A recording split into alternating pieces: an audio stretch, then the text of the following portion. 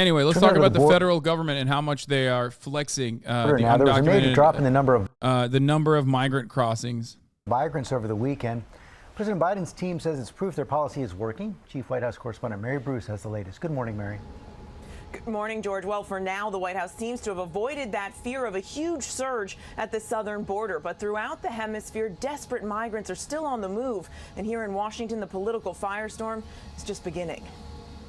The president speaking to reporters during a weekend bike ride, touting a drastic decline in the number of border crossings. Much better than you all expected.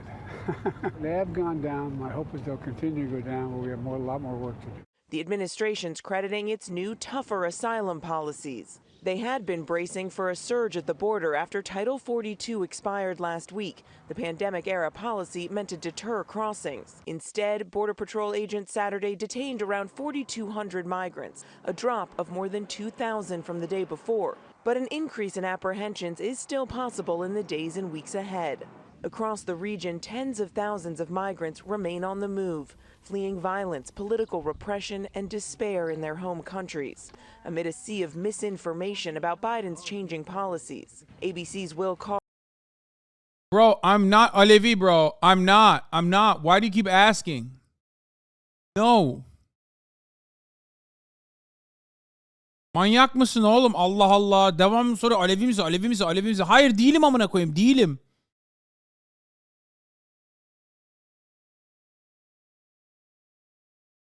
Pardon abi. Amma sordun amına koyayım ya. Ne olacak? Evet desem ne olacak yani? Baksana bak. Birden beri soruyor amına koyayım. Olsa ne olacak? Olsa ne değişecek? Ben Aleviyim. Sorunu alayım.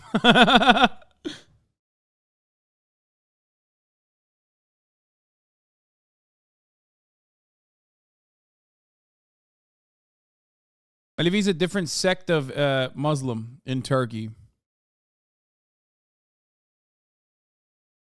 Was across the border in Mexico. There are more than 1,500 people at this campsite in Matamoros, some staying in tents, others in makeshift tents that are made up of tarps. It's just funny to ask me about it because I'm like the worst Muslim on the planet. To make a successful asylum claim under Biden's new restrictions, migrants must first be denied protection in a country they pass through on their way to the U.S. border, or apply through an online app. But migrants say appointments have been hard to come by, and many don't have access to good cell service. Breaking those rules can lead to deportation and a 5-year ban on entering the country. Concerned about overcrowding in detention facilities, the administration wanted to release some migrants under supervision, but a federal judge in Florida blocked that plan. We think it's a very harmful ruling. When, in fact, our Border Patrol stations become overcrowded, it is a matter of the safety and security of people, including our own personnel. Now, the administration is also facing other legal challenges here, too. The ACLU and immigrants' rights groups say that the president's new asylum restrictions are cruel and mimic a Trump-era ban. They say it unlawfully restricts access to asylum. The White House strongly disagrees this morning, and they're pushing back against this, too. Michael. All right, thank you so much for that, Mary. Well, hey there, GMA fans. Robin Roberts here. Thanks for checking out our YouTube.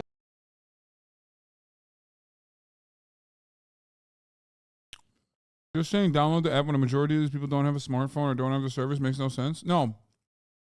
You're wrong. They do have smartphones. You're not wrong. They don't have service. The real problem isn't the app. The real problem is the app is not supposed to be streamlining the process.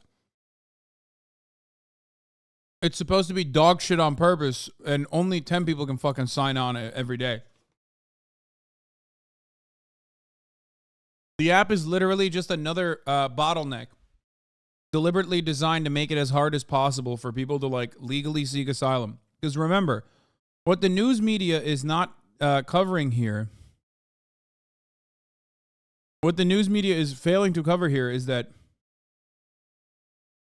these guys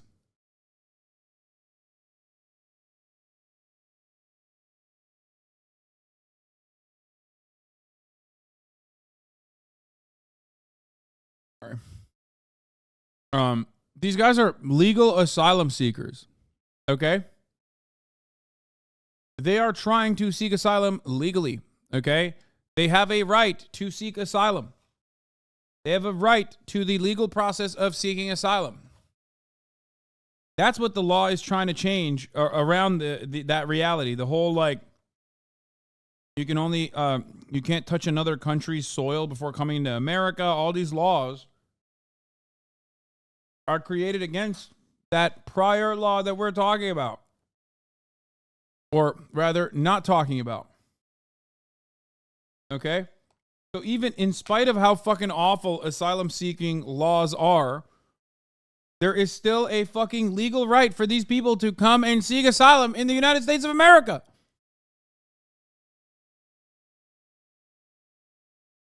Even though they will frivolously deny actually valid asylum claims regularly. But the media should cover it as that. In my opinion, the media should stop being reactionary as fuck and cover it truthfully. That, again, these people are, once again, I repeat, seeking asylum legally in the country. They are doing something that is legal.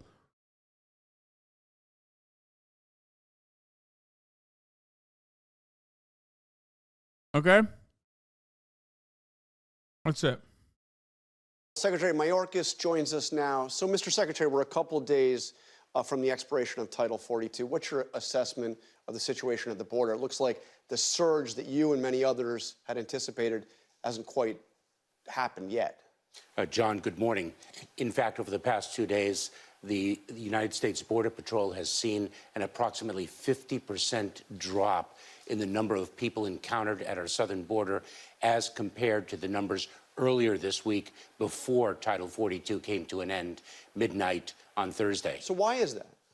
John, we have been preparing for this transition for months and months, and we've been executing on our plan accordingly. And our plan is very straightforward.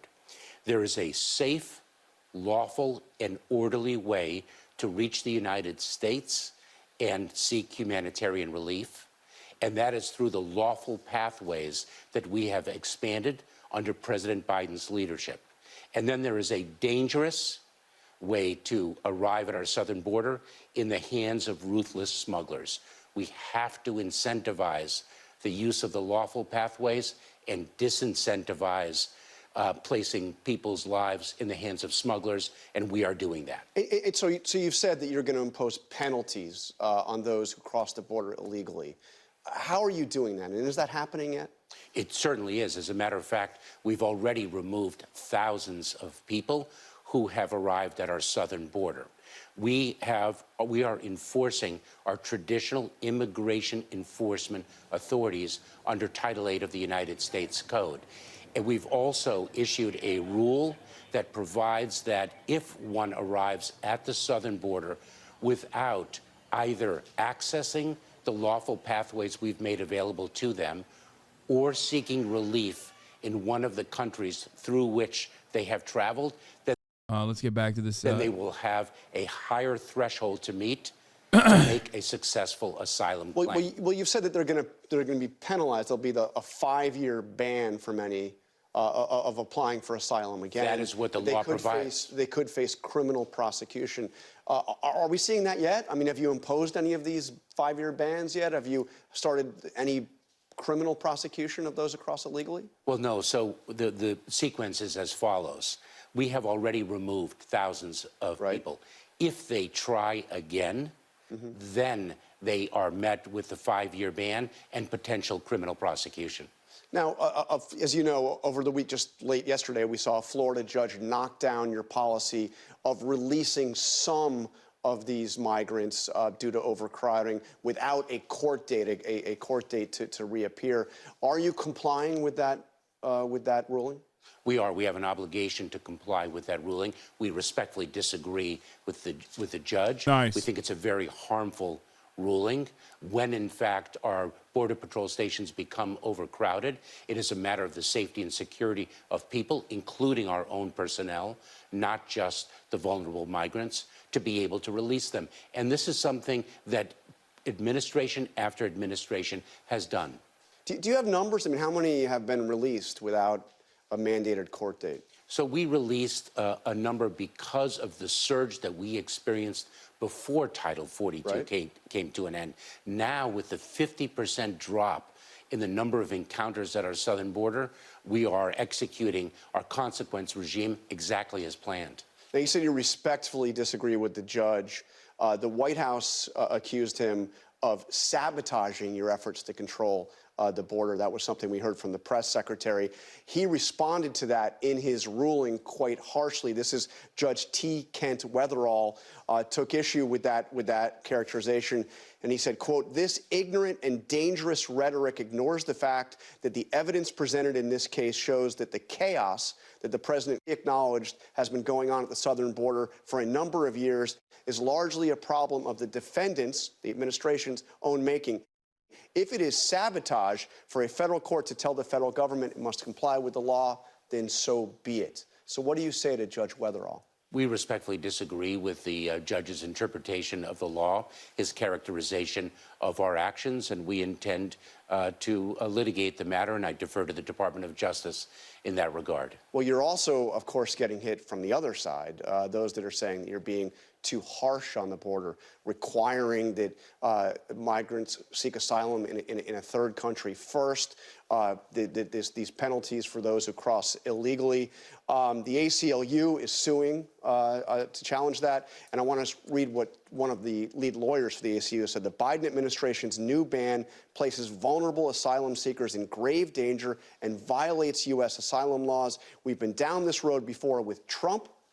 The asylum bans were cruel and illegal then, and nothing has changed now. So they're saying that this is effectively Trump policy. Absolutely incorrect. Disagree with every aspect of that statement. This is not an asylum ban. We have a humanitarian obligation as well as a matter of security to cut the ruthless smugglers out. That is a responsibility of government, and we are doing that. And it is not, and John, it is not a ban at all. Well, in one critical sense, it is the same as the Trump policy, absolutely right? not. Well, the Trump policy was that you had to first apply for asylum in another country if you were coming from south of Mexico. That's exactly what you're doing. No, that is not. Explain. Actually. Yes. So first of all, President Biden has led the greatest expansion of lawful pathways ever. What our rule provides is that an individual must access those lawful pathways that we have made available to them. If they have not, then they must have sought relief in one of the countries through which they have traveled and been denied. And if they haven't done either, it's not a ban on asylum, but they have a higher threshold of proof that they have to meet. That is a presumption of ineligibility that can be overcome. It is not a ban. And so I disagree with that in every regard. So I also want to ask you, that it was back in 2 years ago, more than 2 years. Why? The question is why? Why do you need an iPhone app? Why can't you just do it in person like you have and continue to do so? It's not a ban, it's a fucking labyrinth. I mean, yeah, it's functionally a ban, right? It's identical to, I'm reminded of the Florida, stimmies. When the stimmies were coming out in Florida, additional unemployment benefits were tied behind this, awful fucking website where they basically built this website on ticker tape specifically so that it would, fall apart. Because they wanted to make it as hard as possible to fucking gain any kind of unemployment insurance. That's it. And it's the same exact shit that's happening to migrants here. Where they basically made this application bad by design so that they can limit the amount of people that come in and go, these guys, we've given them so many pathways. It's really fucked up. It's an iPhone app. Think about how easy iPhone apps are. Come on. You got Tic Tac on your phone. Because they know people seeking asylum don't have an iPhone. That's not true. No. Okay, that part is also not true. Motherfuckers seeking asylum absolutely have iPhones. Guys, stop with this nonsense. Of course they have iPhones, okay? They have smartphones. They do. They're human beings living in the 21st century. Yes, they have fucking mobile phones and smartphones, okay? Please stop. That kind of misinformation feeds into the fucking dumbass anti-refugee, anti-immigration sentiment that like Europeans have, where they're like, look at these Syrian refugees. They got smartphones, brother. How fucking refugee could they be? It's like, bro, everyone has one. Homeless people have one. You need it for survival. Okay? The idea that like an iPhone is this luxury is silly. Okay? Like people in Africa as well, yes, also have smartphones, please.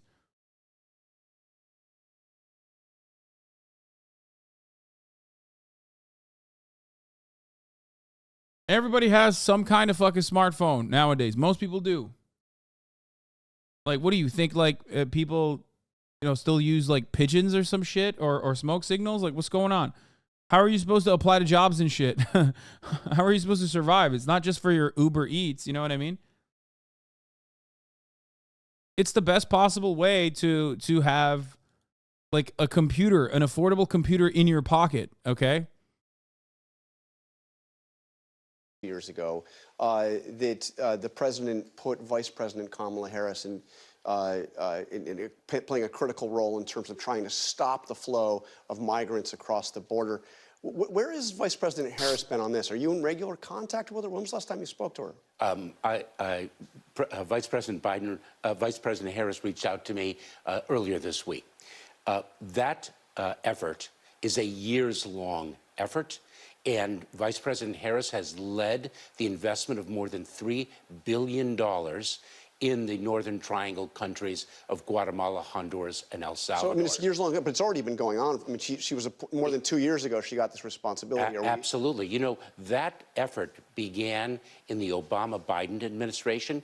It was terribly taken down during the Trump administration, and Vice President Harris has led an extraordinary effort to address the root causes of why people flee their homes in the first instance. Okay. Violence, poverty, corruption, authoritarian regimes, extreme weather events, persecution, and the like. All right, Secretary Mayorkas, thank you for joining us this morning. Thank you, John.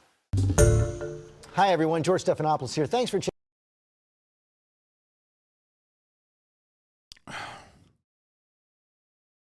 I had a Mormon coworker once who was the only employee without a car or cell phone. We were all wondering how he got the job. CIA, baby. Anyway.